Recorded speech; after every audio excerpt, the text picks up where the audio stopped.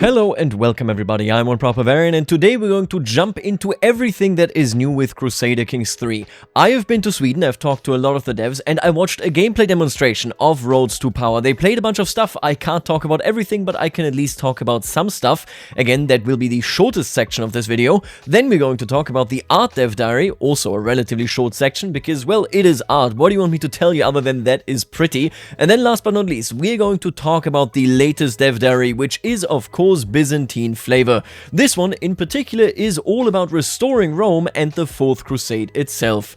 We're going to go through all of this. I assume it is going to be a relatively long video, so I would just suggest let's just jump straight in. Now for starters, let me tell you about my trip to Sweden. Paradox invited me, of course, with a whole bunch of other influencers. We had a really good time. Sorry, influencers, actually, let's call it opinion leaders, okay? The way I see it is, it was a really nice trip. We actually were at one of those medieval restaurants, right, where they sit you down and they do a banquet, they do a feast, and that was really cool. I was actually talking to Koifish and Lath. I was like, what we should be doing is like, we host our own hunt. I think that could be pretty fun. But other than that, we also went into, of course, the office of Paradox Interactive itself, and we took at least a little bit of a look when it comes to Roads to Power. Now, the problem with that is that I cannot tell you everything. I can only tell you stuff that has already been discussed in Dev Diaries. So, for example, even if I've seen anything like this, I couldn't tell you about the scheme rework because that is something that hasn't been fully discussed. What I can tell you though is, and this is something that has shifted my opinion at least slightly, we're going to see where we stand once of course release proper comes along and I can actually do a review on this. I was very happy to see this man in that gameplay showcase. It is King Harold II Godwinson, and let's do what they did in the gameplay showcase, but see how it goes in the current version of the game. If I surrender this war, I am completely cooked. It is over. They did that, and they of course became a legitimist, and let me just reload here. When you surrender, you get that huge event that says, hey, do you want to go and become an adventurer? Try to claim what should be yours already, right? And they clicked this, they did this, so then you had Norway, England as one unit, and well, King Harold was now just camp leader Harold, and he actually got exiled almost immediately, which led him, nowhere near here, instead it led him all the way, I think, right here in Inari. They said that was a bug, it just miscalculated, right, because it's Norway, and Norway, it's a really big area, and all the game said is get out of Norway. And in this case, instead of dropping him off in like France or in Wales or Scotland, they dropped him off all the way over here. Either way, seeing that mechanic, seeing how that went, really got me excited. I think Legitimists, and I said this of course at the time as well when we talked about, Lander's gameplay and such, with all the criticism, Legitimists seemed really interesting. I would stand by that. That seemed like such a good thing. No matter where the DLC at the end of the day lands in terms of how it feels and so on, I can already tell you, for example, that when it came to contracts, yeah, they were pretty much what I had imagined them, at least from what we saw in the gameplay showcase. But no matter what you do, no matter where you come from on this issue, it's like that is such a massive shift in how it feels to play the game. You can surrender a war, you can lose your last title, and then be a really cool dude going around. I can really only say that did definitely capture my interest. I talked a lot to other CK3 devs in particular. I mean, I talked to so many CK3 devs. We're gonna hear from one of them actually in the current Dev Diary that we're going to talk about later. Jason, really dedicated guy as well. Very much looking forward, I think, to the content coming there. I had the pleasure of talking to Lucas and Alva, two artists, really talented artists. They are responsible for the 2D stuff, if I'm not mistaken, and really awesome stuff, but most of that, of course, I can't really tell you about directly. I can also tell you this, and this will now sound like comedy, because it kind of is. They are working on things for the future, and there are things coming. I don't know what to tell you. It's very restrictive, so I can really only tell you this. No opinion, no judgment, no content of what it is, of course. Either way, all I can say is CK3 doesn't appear to be cancelled anytime soon. This is sadly the entire overview of what we did in Sweden. I'm sure that you're going to see footage from that feast.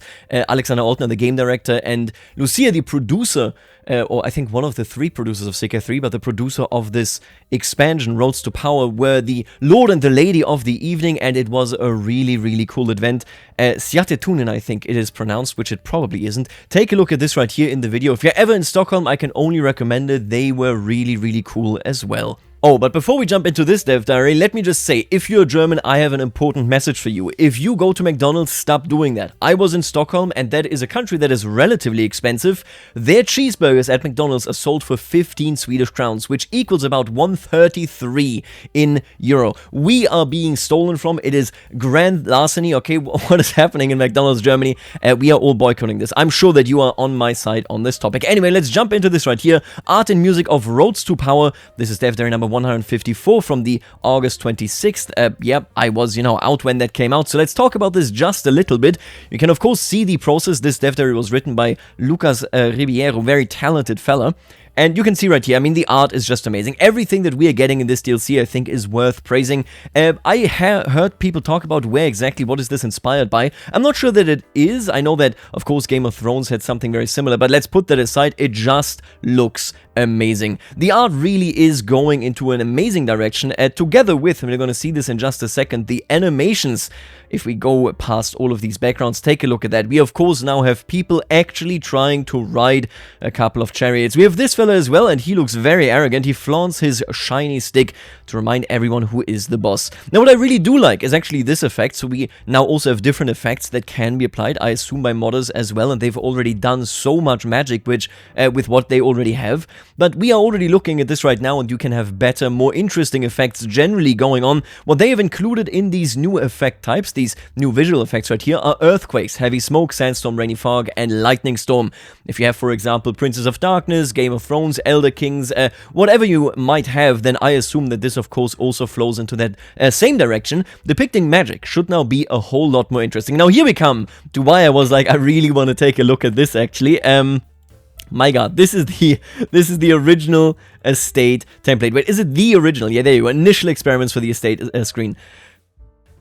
I played Crusader Kings 1, I played Die Stämme, I don't even know what it's called, I think Tribes or Tribal Wars, right? The old browser game. Back in the day, of course, before 2010 or around 2010, all of the browser games had a screen like this one, and I was reminded of it immediately when they brought it back right here. And just look at this, CK1 also had it, just for the record. I might be able to put that on the screen right there. This is the initial draft, and honestly, this is basically where they ended up, right? They just settled on a manuscript-like background. This right here is then the second iteration. Let's take a look at this. There you go, with the camp screen. Yeah, so this is where you would be as an adventurer. Much, much smaller. The scale is, of course, nowhere near. You can see right here the fields going onto your side because you are just temporarily camped somewhere.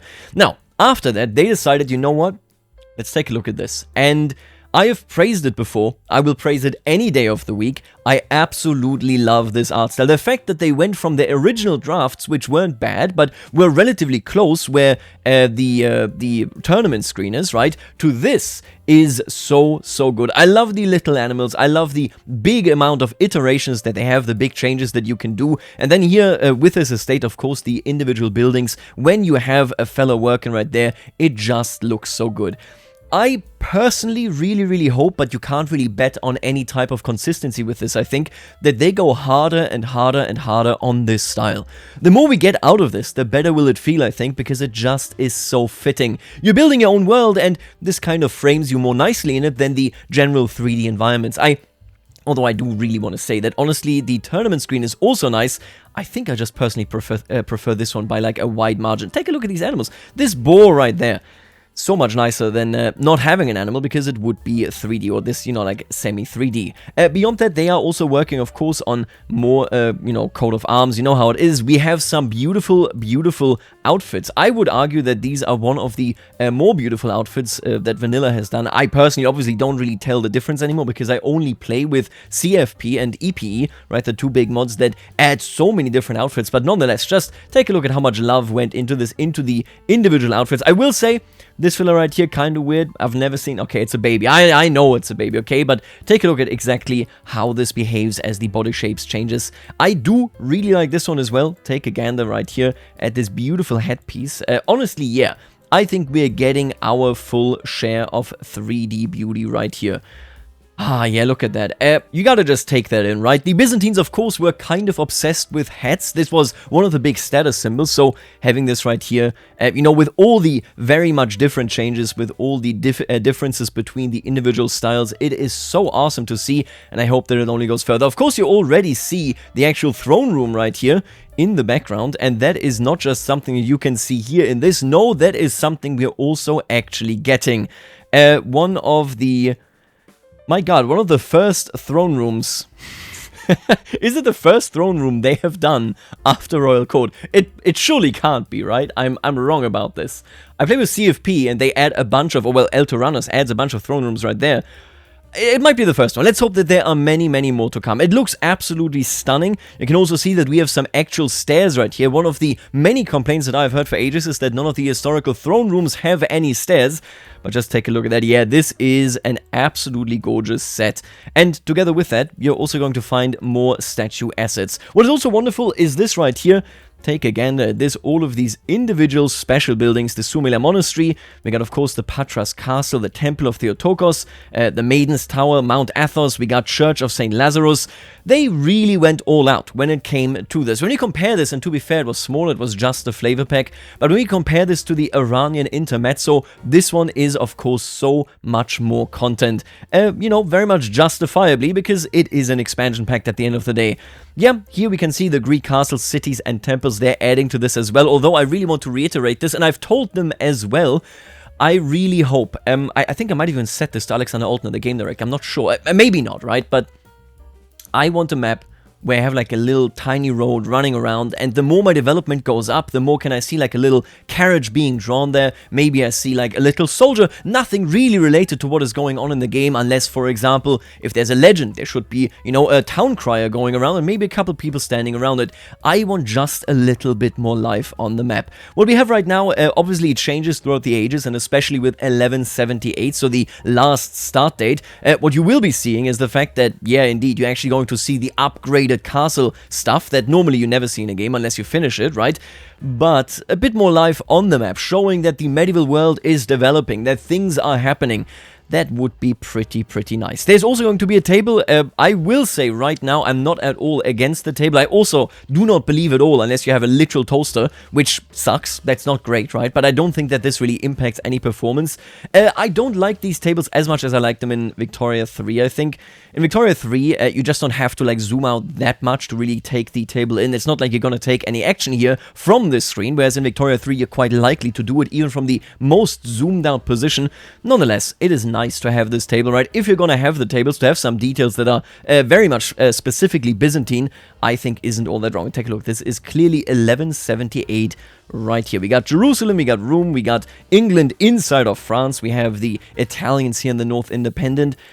Very interesting stuff. They're also changing what these toasts look like, so these messages that appear at the top of the screen, they've changed a whole bunch of the icons here, the alerts, right, what the color is like, so good is green, and then red is indeed bad, and, well, any opportunity can be purple. Other than that, and we're going to take a look at that, of course, the Splinter Crusade, all of these events, they look a bit more special now, but we're going to talk about that as we get to that actual Dev Diary. Right here, we have a music player, as we know it. Let me take a look at this. This is literally, well, not literally, obviously you need to implement it, right? I don't want to discount it, but this is the actual layout of the Victoria 3 music player, if I'm not mistaken here, right? I never look at it, to be fair, because I just have all the songs on at all times. But yeah, there you go. They now have a music player in CK3. A very welcome addition for sure. And so with that being said, I can really only say I think the art department in both Victoria 3 and CK3, even in the patches, even in the updates where I personally might go, I really did not like this. I remember I very often, when we talk about the DLC, whatever my opinion on any features, I will always go, okay, let's talk about the art. It's really pretty. I like looking at it. It's a good time. They've just cemented that view, right? I think when it comes to art, CK3 has always been going into a really good direction, into a direction that just feels good. And they're just confirming this. One more time, I really hope that we might see more interfaces, maybe even the tournament interface reworked, although reworks, you know, time-wise are always difficult, but that we see more stuff in this direction. I absolutely love the way this looks. Anyway, let's move on to the main guest of the show, which is the big Dev Diary about more flavor and, well, you know, some crusading. Alright, and with that, we are now here at Dev Diary number 155, The Shattered Empire. This one was authored by a bunch of different developers because it is a bit of a mixed bag. There are many different things in here, and we're of course going to go through them one by one. I just want to add, in case you're German, about McDonald's, that was not on sale. They just sell the cheeseburger with 15 sec up there. It's nuts, okay, we're being stolen from. Anyway, let's continue by restoring Rome. This part was written by Chad, a game designer now turned programmer working on CK3. Even though they knew themselves as Romans, Byzantium was not the same as the Roman Empire that you can restore in-game. Right, there is of course the very clear distinction to that next level of we are actually back. Thoughts of restoring this idealized version of ancient Rome were not common during our period. If you would like to play a grand strategy game as the Roman Empire, may I point you towards a great one called Imperator Rome. I think you'd love it. It even recently received an update. With that aside, however, I would like to show off some of the content that we've updated for reconquering pieces of Rome's past, and this is really, really cool. It's not too dissimilar, but it is much more, well, it is more advanced than what we had in CK2, for example, and I think CK3 already had this, right, where if you retake a certain part, you get an event, I think maybe even like a mini decision, but now we get this big event right here. Clearly, you know, they are returning triumphantly, and this is about Tunis being reconquered. The shining armies of the Romans march again into the lands that our ancestors once held, and the glory for making it happen belongs solely to me. Nowadays, the main settlement of the area is Tunis, but we have not forgotten the time when the Romans controlled these shores from Carthago, once a lethal enemy, later a prosperous city of faith and culture, now an empty husk of its previous greatness. While it might be too late to restore the city to its former glory, the convenient position of this area will certainly prove vital to the restoration of the Roman presence in Africa. So you get this special event, and this is achieved through a pretty cool thing. In Roads to Power, you will get updated event content for conquering pieces of the historical Roman Empire. This is part of a great new feature from my colleague we're calling Important Locations, that modders will likely be interested in. You can now script a relationship between a landed title and another higher tier title, and fire content when they enter or exit that realm. So that means if you conquer it, you get an event, if you lose it, you get an event, and I assume you can set certain flags, right? You can, for example, say, oh, set the flag, conquered it once, then you lose it once, then you conquer it again, and it's like, we conquered it very recently, and then we took it back just now again. What happened in between, right? You could get those events rather than just one generic event every time of, you know, this variety right here. That is super cool because I can see it in so many different instances. For example, of course, in Elder Kings, I mean, if you restore, you know, let's say Morrowind breaks apart, if you restore Morrowind, you start reclaiming, of course, Almalexia, Vivek, and so on. Well, you can just quite literally say, hey, we have reclaimed it right here, and it is a very easy marker to do. This is a super cool feature. They have it very well explained right here as well. I'm looking forward to mods using that for sure. We've updated how you can restore Rome as Byzantium with an eye towards how the Byzantines may have thought about such a thing, primarily through the lens of Justinian. With this comes gorgeous new art, as well as new decision to make. There it is, Justinian's dream realized. Again, this beautiful piece of art right there, it's just, yeah, it's special. I mean, there's certainly some beauty in there. Justinian's dream realized. It is an auspicious day, for today the Empire of Romans realizes its ancient potential. From every corner of the empire can shouts of jubilation and pride be heard. Ecce Romani, hail Caesar. But I must now steer the sails of this vast enterprise. What will we make of this Rome? Among my many predecessors and the myriad of incarnations of Roman power, the choice narrows. Shall we continue true to our recent culture, or shall we fully embrace the traditions of our ancestors? And here we now get something unhinged. Something that in the past was said was never going to be done. And honestly, I'm actually pretty glad that it's here, just because it seems really cool. I can't see myself not clicking this button. Let's take a look at this, right? This is the top decision right here. You will face the following challenges. All peasant factions in your realm will target you, increased wars from other kingdom titles, increased plague frequency, accelerated Mongol invasion. These trials will end once you conquer the entire map or by taking the cleave the empire decision. Conquer the entire map? Oh my god. Okay, that's a lot of conquering. You gain access to the okay, could it just be like the map of the Roman Empire? That's okay. Anyway, you gain access to the Pax Romana Casus Belli. You convert to Hellenism. This is now the very first time that you can do this legitimately. The Household Guards tenet is unlocked for Hellenism. You will henceforth be known as Imperator Kaiser Augustus. You gain the trait Augustus. You gain a new Kaiser legend seed. You get the Roman Empire.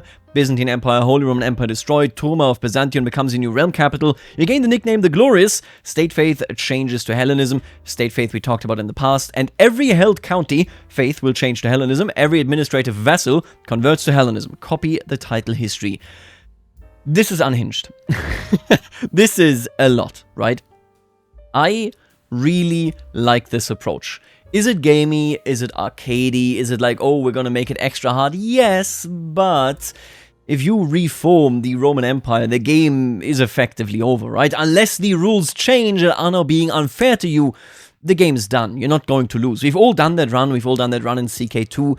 Having some extra difficulties, especially when you get such a powerful religion, we're going to see it in a second, I think is completely worthwhile. I like this approach to it. I do also think it would be nice if we could, like, from the ground up bring up Hellenism. Obviously, what we're doing here is kind of funny because we are going towards a purer form of Hellenism that if I were to rebuild it in the medieval period, I surely could not actually rebuild because I wouldn't know that much about the Romans, like, to the degree where I know all their practices. Even today, I mean, the history about it is very, very difficult to do, and that is why it takes so many experts to actually trace that. But if we are going to bring back any type of authentic Hellenism, make it so that it's a bit of lunacy involved there, right? So personally for me, this is really cool. You can also otherwise do the normal option. The game will proceed normally. You become Augustus, new Kaiser legend seed, Roman Empire, that's it. I will admit, it will be a bit stark to go, okay, I am now Hellenistic. It will be a bit stark to say I am authentically Hellenistic rather than like a knockoff version that I try to rebuild. But it's really cool. I cannot see myself not clicking this button. When I reform the Roman Empire, obviously I have to do this one, right? I want to see the plagues and so on. If we think back as well, Greeks have this culture where other people will really want to synergize with their culture, which means it should be easier to keep, for example, peasant factions actually under control, at least mid to long term, right? It should also be something that can be done a bit more easily, and we can't see it just now, but the household guards thing, this tenet, gives you a bunch of benefits that makes it easier for you to really pacify the empire. So once we get to that, I think it is completely fine to see this challenge and also, of course, the power that you get with it. We wanted to create an interesting choice here. There were concerns that this increase in difficulty might be perceived as too gamey, but we ultimately decided that restoring the ancient Roman Empire in the Middle Ages is already a gamey notion. It totally is, but it's fun. It's cool, right? Managing a massive empire like the de jure territory of Rome should be hard and create a new challenge for players. Of course, if it's too difficult to keep the whole enterprise together and functioning, you can opt for the historical decision to split into East and West. I really, really like that they give you this outright here. My worst experience, and this almost made me quit, like, playing Crusader Kings II and, being on the channel. This is years and years back at this point. But my worst experience with the game was when I was doing the runs where I would just earn achievements, and I was doing SPQR. It was not a run where I intended to do SPQR. SPQR means you have to restore the borders of the old Roman Empire in CK2. But I had the coalitions on, where they just form against you. I didn't have a good time. I was nowhere near losing or anything, but I had a bad time. I would have liked, if it wasn't for the achievement, an opt-out option, right? To say, you know what, I'm just gonna go back. We're gonna chill. We're gonna relax. We're gonna be East versus West. I would really like to do that. Having this option right here, if I ever grow tired of being the Roman Empire, I think is a really nifty thing. Not to mention, of course, that stopping being the Roman Empire, or being the Emperor, I mean, isn't all that dramatic with how things work here now, right, in the imperial, in the administrative gameplay system. In general, I think they have a really cool approach to flavor in this DLC. You've heard me criticize so much of the mechanics where I was like, oh, I really don't know where that is going, whether I feel good about this. When it comes to flavor and art, and everything related to being interesting about history, and you're going to see this in the Fourth Crusade as well, I think they are nailing it. I think this stuff looks amazing. Many historical emperors tried their best to maintain control over such a vast territory and failed, ultimately deciding on some variation of dividing power. Perhaps you will be the one to succeed in keeping the realm united, but, as I said, it won't be a walk in the park. I would really like it, and this is out of scope for Roads to Power, but think about it this way, right? We can elevate co-emperors. I really wish there was some interesting expanded mechanic between the Emperor of the West and the Emperor of the East, right? I'm saying this primarily because it would also be interesting for example, the Carlings. If we take a look at the Carlings, they were technically speaking, not effectively, they were one realm. So, Emperor Louis II, who is the King Louis the Younger in Italy in 867, was the emperor. He was, technically speaking, the emperor of the entire thing. Practically speaking, obviously, he didn't actually have that impact, but there should be some multilateral relations, right? A certain hierarchy, even if you can start chipping away on this. I hope that at some point they are going to implement something like that between different countries, or rather between different titles that aren't in an immediate hierarchy, because then East and West would also be more interesting here. But this already is as far as you can go without adding something much, much more bespoke and, well, time-intensive. This right here is the decision. Cleave the empire. There were many reasons that such a vast empire was split in the years of our forebears, and those reasons remain relevant up to this very day. Power must yet again be divided. Strategos Mikhailo Philippopoulos, I wonder why it's him. Maybe you can set that. Maybe he already is co-emperor. You and Strategos Mikhail get a truce with each other for 10 years. You get influence. The effects from initially restoring Rome will be reverted. Pretty standard stuff right there. I wonder whether the AI would... Okay. I wonder whether the AI will ever restore Rome, but I really want to do a run where I never become emperor, right? I just restore it by being a really good vassal, and I wonder whether the AI, if they struggle too much, click this button. Interesting question right there. This also means that there is now a legitimate way to convert to Hellenism in-game. There it is. This is Household Gods. This is the symbol right there. Household Gods. Conversion speed in counties of my culture plus 50%. Promote culture speed in counties of my faith plus 50%. So really, really impactful. If you just have one of the two, it is much, much easier to then push the other as well. Makes the following traits virtues, Augustus, born in the purple, with the following effects: Hellenic opinion plus 10, piety plus 1, and zealot vassal plus 10. It is, of course, a state cult. All Hellenists, influence plus 0.5 per month. No negative opinion of other faiths, yes. Levy reinforcement rate, same faith plus 25%. Different faith, popular opinion minus 10%. And faith conversion cost minus 15%. We revere our Lares and the Genii, the protective spirits which watch over our abodes. Above all, we honor our glorious emperor, whose soul is charged with protecting all the realm. Very, very cool stuff. No, I'm a big fan. There's nothing else that I can really say about this. I think this flavor really sits well with me. I especially, of course, like the additional functionality of saying, okay, you can just, in any circumstance, any modder, any dev can now mark a location and connect it directly to an actual title, and then say, if you take this, right, this will leave an impact. I even think when you have stuff like, for example, and I mean, Crusades really don't work right now, which is, it sucks so bad, but when we take a look at the Abbasid Empire, for example, if they hold Jerusalem, or if they hold Mecca or Medina, right, and they lose it, that should be such an event. If we take a look at the Holy Roman Empire and they lose Italy, that surely should be such an event. Although, again, right now, there's absolutely no dynamic for this, except in 1178, I suppose, the Italians are all independent. If you reintegrate them, quote-unquote, in the Holy Roman Empire in that start date, an event would be awesome. You can go so much further with so many of those different titles because they were historically tied to those locations. I really hope that we can see further and further integration. There definitely seems like an amazing feature. And with that, we come to a huge new part, and that is this right here. The fourth, more or less, Crusade, sort of. Let's take a look at this. My name is Jason, and I am the most Hydra designer on CK3. Jason, great guy as well. Had the pleasure of meeting him in Stockholm. The Mongols are an apocalypse for all the world. The Latins are an apocalypse to the Greeks. Now, what I'm going to do here is, okay, I'm kind of going to assume that you roughly know what the Fourth Crusade is, right? How the Venetians were involved, how a claimant to the Empire title was involved, and how, of course, the Crusaders were involved. This is depicted right here. The link of this Dev Diary is in the description. Please go take a look at it if you're not sure. Let's take a look at how this was translated into CK. Well, this is one of those cases where gamifying history means sort of choosing a narrative. It, too, means truncating events somewhat and adding a bit of dynamism as suits the sandbox of CK3. Jason, you ask, will the Fourth Crusade happen around 1202? No. It is most likely to happen from the 1178 start date, and fair warning, can happen very promptly, but it's possible from other start dates, though only once the Catholics are onto their second or later crusades. I could be wrong here, but I think that rough alignment was also the case in CK2's Fourth Crusade. That was added in Holy Fury. It was a Holy Fury thing, right? I think so. In-game, this is referred to as the Crusader War for Imperial Claim or the Splintered Crusade. It was hard to come up with a nice-sounding term that actually fit, I'll be honest. The dynamism of when this thing will strike is matched by it having relatively open ownership.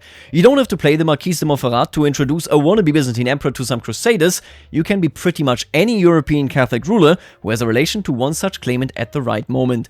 I like that. That's super, super cool. This has I think in CK2 you didn't need like any relationship, you just needed a claimant, and then there was a chance attached to us. This has kind of tipped our hand. The leader of the Splintered Crusade will be the above-named champion of the Byzantine aspirant. Putting this character at the helm centralizes authority over the Latin Crusaders more than is historical, yes, but it's a big plus for playability and agency. And it should make it so, and I don't want to lean myself too far out of the window, but if you happen to be that leader, the Crusade AI should play nice. It's not technically Crusade AI, right? But a big topic, at least as far as I have identified it, that is an issue is that when you have a normal Crusade, the Pope is always the leader, and the Pope does not care that you exist, which means oftentimes you will get into a battle and the Pope won't really come for you, they won't aid you, nobody will help you, they will treat you as invisible. If you're the leader, you should be able to like land in Constantinople and then all people will flock to you and you're going to be golden. Hopefully making it so that this crusade is more likely to actually function and work than any kind of regular crusade. Anyway, a great and pious venture, the Latin perspective. So this is what happens from the Latin perspective. All of this begins with a Catholic crusade against lands east of the Mediterranean. Sure, there's a Christian Byzantine emperor, but he's not involved in this Catholic initiative. Everything seems normal. And then some paltry little Catholic lord is hit with this: the unjust dispossession. We armed pilgrims to the land overseas of contracted Venice to build our vessels, a most expensive undertaking, and one devoted to an uncertain enterprise. A terrible waste, mourns Alexios my courtier. The bravest Latin knights impoverished, made to suffer before the heathen. How the Romaioi could aid them? As a Byzantine claimant, Alexios speaks pointedly of the Romaioi. Perhaps, were our crusaders to march in his name, their cause would be bolstered by Greek soldiers and lavish imperial gifts. Could such an unorthodox crusade better serve the mission of Christ and his Christian warriors? Of course, we're not evil, we are the good guys. I love him praying so much, that's such a good animation. I will have crusaders swear personally to this cause, a clever undertaking, one the Pope will surely bless, or a disastrously foolish notion. When the Great Holy War launches, you and other willing attackers will be removed from it. You will lead a Crusader war for imperial claim against Vasilev's Alexios II on behalf of Alexios Komnenos. You may be able to create the Latin Empire, you may be rewarded and so on, and you gain prepared for faraway campaigns for 3 years. If you choose the second one, you get all of this stuff as well, except, where is it? There it is. Possible outcomes: Pope Alexander accepts, more Great Holy War attackers will join your war, or he disagrees. You lose a level of devotion, fewer Great Holy War attackers will join, and the Pope loses opinion of you, surely at some point excommunicating you. You gain 50 piety, leaves your court, and you don't do it at all. That is the third option that none of us will ever pick at all. Even if you roleplay, I'm sorry, you have to pick one or two. You opt in and shit is going to go down. Just not right away. As you wait for the crusade, that you will, at least temporarily, bail from, to launch, you're waiting to see who in Christendom is down to say, "You son of a biz, I'm in." The Pope is first to weigh in. Most audacious son of Christ. God punishes those who, like Lucifer, presume onto the kingdoms and empires of his light, yet he rewards the constant. What is begun among his crusaders, I will not undo, but you will depend on how holy absolution for the shedding of Christian blood. Proceed wisely and nobly in service to Christ, and you may receive it. Pray as you stand before the Greeks. Well, to present you my ghost. So this is basically him saying, I'll tolerate it, but be careful, because if you push this too far, you're going to lose the blessing of God. This story would be incomplete without an avaricious financier, and Venice, or the most Venice ruler available, fills that role. Foe of the Vasilevs, those who bear the cross have many new-built Venetian ships at their disposal, but they cannot fairly bear their cost. I have persuaded our council to seek payment by other means. Pledge to us compensation from the imperial purse or with imperial lands. If you do, our vessels shall bear your knights across the sea. Our brave marines shall scale your enemies' walls. The Greeks will soon rue the contempt for us. Our pledge for yours, let it be so. I wish we had existing merchant republics, because... So, I know this is kind of controversial, I don't want to go too deep in this.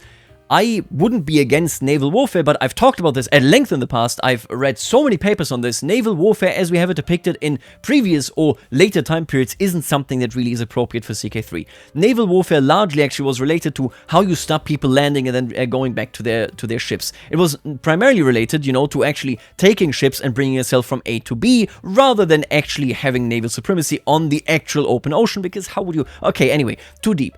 But if we did have merchant republics and they would be vying for who could finance this, they would in general be vying for who actually brings the Crusaders every single time to the Holy Land, that would be so much cooler. This, well, we don't have merchant republics, but we do have a merchant republic willing to pay right here.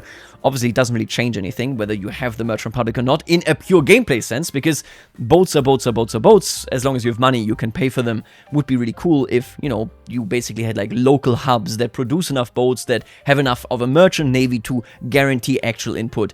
But yeah, as it is, this is the closest you can get to that.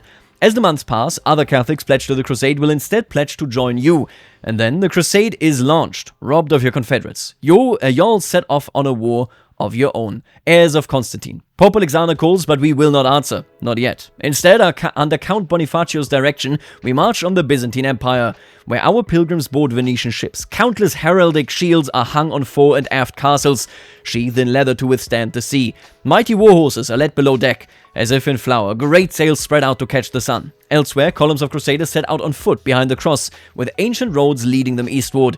Let us avenge the Trojans. Let the Greeks quiver in their palaces. Let them bow to Alexios Komnenos, their rightful liege, and we Crusaders as their deliverers. The Byzantine Emperor will be fairly outnumbered, but all he needs to do is repel his attackers and this will be ended. If he does fail though, all the riches of the empire. To uproarious jubilation, Archarch Alexios enters the mighty gates of Constantinople. Beneath the great domes and celestial seraphim of the Hagia Sophia, he is at last invested as Vasilevs. How bright is our joy, how absolute our wonder. As I am coldly ushered into the Black Palace and made to suffer endless ceremonies, a rather different feeling comes over me. My predecessor, explains Vasilevs Alexios, took much of the treasury when he fled. Your Crusaders cannot be paid what was promised, but rather we can pay you much, much less. Then we must take what we are owed, or disbanding our knights unpaid will not be easy. If you do the first one, the Latin Empire will be granted to your choice of holder. Byzantine counties within Kingdom of Thessalonica will be distributed among involved Crusaders. You gain 50 tyranny dread. Every involved Crusader receives 1,370 bucks. 70 bucks. That's a lot of money. The Byzantine Empire will be destroyed. You gain the trade Despoiler of Byzantium. The Latin Empire gains a small army of special troops, and then the Toma of Byzantium loses full control. Loses 5 development level, and 2 buildings will be downgraded or destroyed. If you just say, okay, let's disband, well, you know, there you go. 35% you convince them, 64% the first option's effects still transpire. Sometimes you cannot stop what you were doing, which makes it so, if you are purely role-playing, if you see a Byzantine emperor that is very, very much not a good Christian, you can act against him if you're a good Christian. You can do this stuff if you're a good Christian, because right here you can say, no, wait a minute. I don't want to destroy this empire. And then it still happens against your will. I love this implementation. I think that is really, really cool. The way this is done, I think, really makes it so that any type of Christian can come here and facilitate this with good or ill intentions. Your claimant may choose to bankrupt the empire in order to properly pay off every crusader.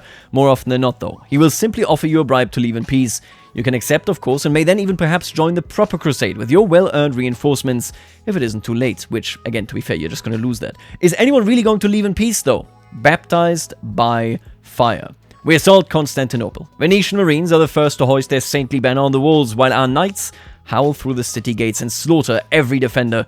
The Greeks set their own homes ablaze, but even this great wall of fire cannot hinder the wrath of God. For 3 days, the city is looted and its citizens put to the sword.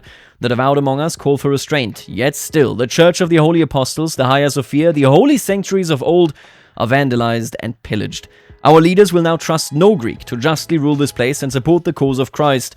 We must name our own emperor. My vote, my choice, shall transform Christendom. The first option, so the 4 options, the 5 options, my god, we get. I shall rule it. The serene Doge, okay. My kinsman Manfredo. Ottone reign wisely. My knight, I suppose. And then my kinsman Enrico. So we technically, I guess, have 2 kinsmen where we could do this. You get the theme of Thrace, you get the Kingdom of Thessalonica, you get the Latin Empire, so this is the Latin Empire right there. High Crown Authority is nice. Nothing wrong with this. Gets theme of Thrace, so I assume this is like Enrico would be our heir, right? And then Manfredo is just a random guy. Right, they get the spoiler of Byzantium, so whoever gets it, of course. Actually, we don't get it here. Manfredo gets the spoiler of... oh, I think we already had it. We would have already had that trait. Right, because of the decision. We already have it anyway. We don't need to be given it. There you go. I really love that we can literally turn Venice into the Latin Empire. That's actually really funny. Then right there, yep, Ottone, Enrico, and so on. Whoever gets it, and then we go on from there. Unlike in a normal crusade, you can choose to leave your old realm behind and gain the newly made Latin Empire title yourself, or you can give it to a relative. Or maybe you will reward that kind old selflessly helpful Venice fella, just as the historical Crusaders almost did. Below the Latin Empire title are Greek duchies, and counties distributed among them the most powerful Crusaders. These rulers choose new holders for their assigned title, much as the Latin Emperor is chosen. And then we have Francocratia. The Byzantine Empire is no more. Its almighty sovereign, who once claimed the legacy of Rome, has been deposed. Magnificent palaces and cathedrals smolder, corpses rot in great heaps. Chaos descends on a broken realm. Amidst these ashes, the Latin Empire is proclaimed. In the name of Christ and Pope Alexander, Gains the legitimized Latin dominion, we're going to see that in a second decision. May be used to integrate Byzantine de jure kingdoms. You lose prepared for faraway campaigns. Every former Byzantine vassal gains the expunge Latin dominion decision. May use restore the Byzantine Empire decision if they possess the county. Every ruler with Latin or Byzantine lands gains the seize imperial duchy casus belli. This is the start of the Thunderdome. That's basically what this is, right? You created the Latin Empire, you gained the Kingdom of Thessalonica, Serene Doge Orio gained Republic of Aegean Islands, the Byzantine Empire has been destroyed, and you and Count Alexios III become rivals. And just look at that. So this is, yeah, this is 1178, right? Because take a look at this, we got the Italians up there, we got Upper Bosnia, we got Jerusalem, Antioch. Yeah, okay, this is definitely what this is. The Latin Empire takes over Thessalonica, then we get Venice with getting the stuff that they did get historically. We got Achaia, Epirus, Nicaea, and of course Rome right there. This was a smaller Byzantine Empire than it would be if you destroy it in, say, 1066 or even 867. This right here, though, isn't quite where this ends. This is where, basically where it ended in CK2. It was, of course, much less complex in CK2, and here it gets even better. Let's take a look at this. The capital of the kingdom, now destroyed Byzantine Empire, will go to the Latins. The Venetian Stato de Mar claims some Byzantine maritime holdings, and so on. A Crusader trade for these first Latin lords wouldn't be quite right. Instead, the despoiler of Byzantium. Martial prowess, natural dread, men-at-arms, maintenance per dread, clergy opinion, siege face time, popular opinion, and Greek opinion. A minus 50 right there. That is incredible. Emperor Bonifacio of the Latin Empire has succeeded. Now, before we get to what comes afterwards, let's take a look at this from the Byzantine perspective just for a moment. The Byzantine Emperor is the first to learn of the threat to come and is given over a year to adequately gird his loins. For the rest of the empire, the cult of Rome strikes rather more suddenly. The Splinter Crusade. In defiance of all common love for Christ and spurning the cause of Pope Alexander, their beloved Bishop of Rome, a faction of Latin Crusaders now challenge our empire. Do they not know how very long our imperial armies have served as the bulwark of Christendom? May the strength of Heracleios protect us now. May the severed heads of Count Bonifacio, Serene Dojno Radino, and the pretender Alexios soon rest by the throne of Solomon. St. George, guard us well against this Latin greed. Take a look at this. Yep, they've left the crusade, they're going to come for us, and we have an imprisonment reason, of course, against Count Bonifacio. And then when it happens, there it is. The Byzantine Empire ceased. The war against the Franks is lost. From the capital trickles word of negotiated peace. Talk of the newly installed Vasilevs Alexios III, a madness in the sacred purple, who is paraded about by gangs of stinking, male-coated Latins. I hear, too, of the Serene Doge of Venice and Augustus of Snakes, hissing insults at our imperial ministers, dictating further tributes. The Crusader army is still outside the capital's walls. Will anything make them leave? And then we have the decision right there. We'll soon join your court, and you can basically set yourself up to go into a different direction. If the Byzantine Empire were to be dissolved, you will gain Bavaria would be nice. Bulgaria, you will retain the administrative government, and, you know, neighbors and vassals and such will go in there. You will then afterwards, because the empire got dissolved, be independent. Then, if you choose this option right here, you can see that you will just become a vassal, so you're not quite as ambitious. This one right here, you can see, I believe you'll basically just, like, become... there it is. Yeah, I think you just become like a landless family. And then you will join your court, you will become an independent ruler, you will adopt a feudal or clan government. You can stop being administrative altogether. So this one is independent, and then, you know, in the different stages of like, where do you want to be in, if you don't want to be the independent leader of an administrative realm, where do you want to be? And then this one is, nope, administration is over, we are clan or feudal. I wonder what that is based on, actually. Obviously, the domicile is lost. It's an interesting direction there for sure, but basically, I wish you could choose between clan, but I assume it's just related to what your religion and culture is, right? This is right as everything in Byzantium is falling apart. If you're powerful enough, you can now seize the title of despot, king, and remain administrative. Otherwise, keeping your state will mean pledging to another soon-to-be despot.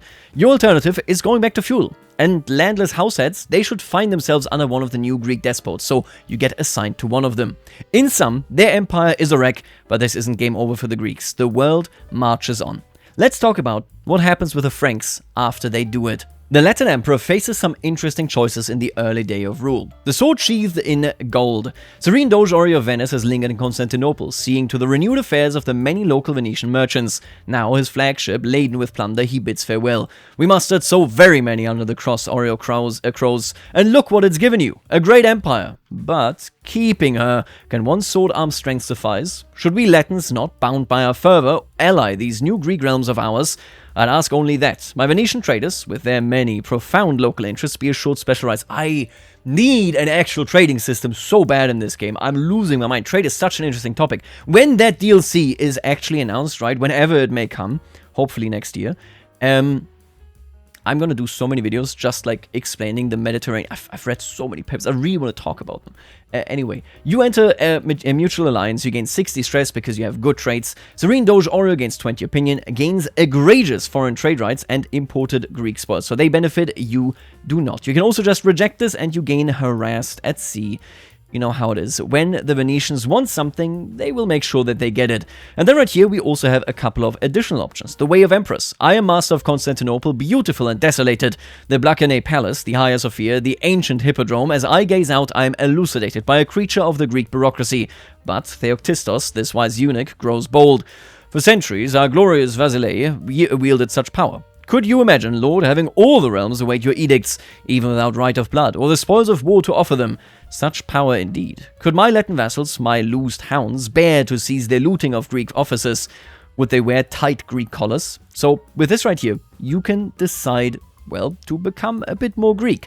You can say yes to, there are one or two Greek habits I admire, and that would be castrate and blind, so the Latin empress will then be able to do it. You could alternatively say, you know what?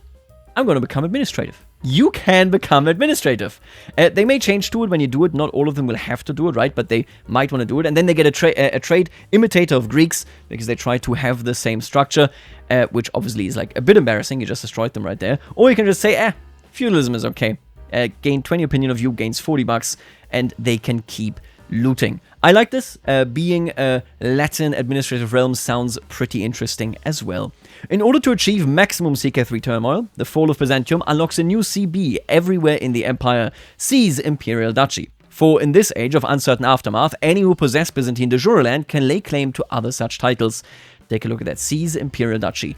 The Thunderdome emerges. This is a bit, since you can turn stuff into your de jure stuff as well, whether you're Nicaea or the Latin Empire, right?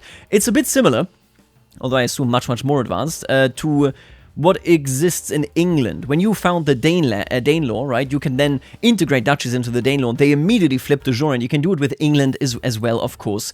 This is not too dissimilar. You can claim this stuff, and then you can start integrating further and further. In a broken realm haunted by armed hosts, earning victory attracts armies to your banner.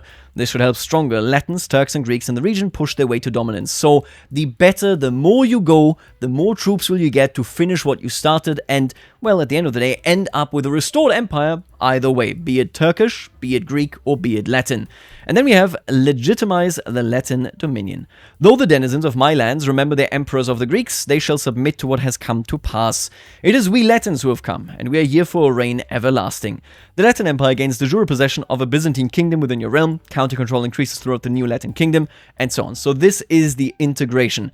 If the Latin Empire is destroyed, its de jure titles return to being Byzantine. Byzantine rulers may revert Latin de jure titles they possess as well. It goes both ways, right? You have it right here in Expunge Latin Dominion. De jure ownership of a Latin kingdom is returned to the Byzantine Empire. Very similar to the de jure stuff going on there in England, although again much, much smaller there. This is on a huge scale and almost like a struggle. Like it introduces special rules, right? Obviously it's not actually a struggle, but it introduces special rules to this entire region. And the Byzantines, if they manage a comeback, can claw. Honestly, this would have, and this is way out of scope. I like what is in here. Don't view this as me critiquing this, because there's really nothing negative, in my opinion, in this entire segment. But this kind of could have been a struggle, right? You limit the struggle to the de jure Byzantine Empire after it falls, right? And then you have the non-Orthodox as interlopers together with the Turks, or the Muslims as interlopers, or any other non-Greek Orthodox religion as interlopers, making it so that interlopers could have very specific non-Orthodox, non-pro-Byzantine stuff, and the pro-Byzantine people would have pro-Byzantine stuff as the actual, main members there. Anyway, it would have been interesting. I know that struggles is a bit contentious, and for a good reason, I'm sure. Either way, what we get right here is basically all the functionality that you need to make this happen in an interesting way.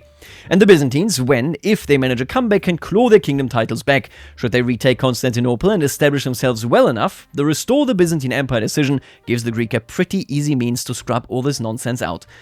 This is really good work. I am looking forward to playing with this. That's really all there is. The only disappointing thing here is that when this happens, I will always choose to go with the Fourth Crusade, or well, the Splinter Crusade, I guess, because normal Crusade sucks so much. I couldn't hope for Jerusalem to be conquered by Crusader armies on a good day. When half of them split off to conquer Constantinople, definitely impossible. I will always, go with this, just because it's more interesting, it's really cool, and probably actually going to be successful. Now, the last section of this dev diary is also cool. This one is about historical characters, is written directly by the game director, by Alexander Altner, Ray J right there. Something I felt the absence of for a long time are certain historical figures appearing as the game progresses. I'm not talking about the likes of Frederick Barbarossa or Mansa Musa. Rulers and their kin are simulated with vast branching dynastic trees. Divergences here are core to the game. No, I'm talking about the great poets, scientists, scholars, commanders, and tricksters of history, those without a lineage of nobility to back them up. Something very similar, though of course very different, is in Princess of Darkness, right? In Princess of Darkness, historical characters can pop up and you can decide to turn them into your childer, that kind of stuff, right? In the update following Roads to Power, you will see certain well-known historical figures appear across the map. For example, here we have Hildegard von Bingen, a very famous mystic. By default, you will only be notified if they appear in your domain, but there is a game rule for this. Now, it's no fun if these historical characters are too static. After all, no two games of CK are the same, and in one game, the Barony of Worms might be of the Abadi faith and the Baranis culture. And take a look at that. We get, Hildegard right there. I really love that. That's good. I like that. That is really, really good. All historical characters spawned this way, not historical landed rulers, I'm afraid, have a snippet of information attached to them, explaining who they were in real life. So right here, for example, we have Thomas Aquinas, very classic fella right there as well. The trait helps you find them via the character finder, should you desire to see who's around and what they are up to. I like to use it in order to invite them and land them as my vassals. I do really like the idea. Take a look at Michael the Stammerer right there, Joseph, you got Shlomo and Krishamendra. Very interesting stuff. If you're lucky enough to have one of these characters spawning in a realm, you have three options. You can click out of that image, I guess. You can abandon Dynasty and play as them. William Wallace right here, okay. It's cheaper to employ characters, so you can employ them, or you can simply say, alright, get out of here. You can choose to ignore them should you not be in need of their services, or you can employ them and get an obligation hook. As mentioned, you can also abandon your dynasty and set out on an adventure as them. That's perfect. Muhammad Ibn Battuta here, you could be an adventurer camp that just goes around and, writes their journey. This is an awesome feature. Michael the Stammerer, Selos, of course, here as well. Joseph Takaneotos, we have Omar Khayyam, Dante Alighieri, hey, William of Ockham from Occam's Razor, yep, that's the guy. Heloise d'Argentoil, definitely not how that is pronounced. Snorri Sturluson, right, he is the Edda fella. We have Shlomo Rashi Yitzchaki. Then further on here, we have Vidyapati, we have Jalaluddin Rumi, and the more we scroll, and with Nasruddin the Hodja here as well, super cool guy, but the more we scroll, you will notice there are over 100 people in here. Technically 101, but they are a package deal. Anyway, 101 historical people can spawn in. I stopped marking them at a certain point. Obviously, we got Hildegard, Thomas, Dante, Thomas Becket. We got Maimonides. Thomas Becket should definitely ring a bell for you. If you don't, then, make sure to look him up. That's a funny story. Not for him. Ibn Battuta, William of Ockham, John Wycliffe. I think it's Wycliffe, right? Then we have Petrarch, of course. Super awesome. And then so many more. What a cool feature.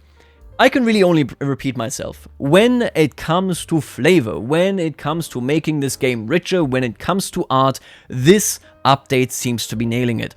From the showcase that I have seen while I was in Stockholm, I can tell you that I think this update, no matter how I stand with regards to other mechanics, how I feel about the implementation of administrative or how I feel about the implementation of landless, it's going to be a must-have. There's no other way.